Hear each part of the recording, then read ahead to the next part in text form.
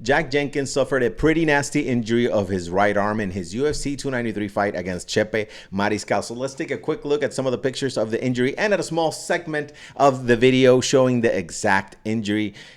Not for the faint of heart, as you guys are seeing here in the picture. Chepe Mariscal was lifting Jack Jenkins for a takedown. Jack Jenkins bared down all his weight on his outstretched right arm, ensuing in a dislocation of his right elbow. Let's take a close look at the elbow joint. The elbow joint is the union of three bones. We're talking about the humerus, radius, and ulna in the forearm. There's a supporting cast as well. There's tendons, ligaments, and the muscles support this as well. So this is a dislocation of the elbow. What's going to happen with Jack Jenkins? You never see it on the UFC telecast, but of course paramedics are going to be called in, the doctor's going to be there, and we're going to immobilize the joint, and we're going to use the gear so that joint doesn't move while it's transported into the hospital to get evaluation. The evaluation standard, we're going to get an x-ray because there's an area of the elbow that could have broken off, and we're talking about the olecranon process, which is a very tip of the elbow, as you guys are seeing there.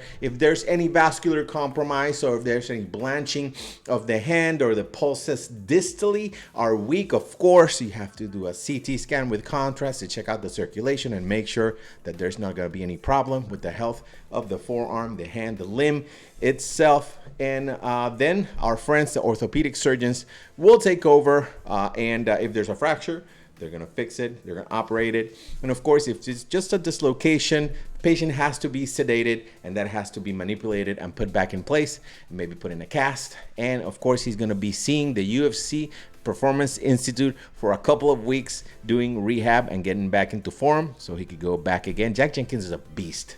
So he's going to be back, and he's going to be fighting inside the UFC octagon. Let's keep watching UFC 293.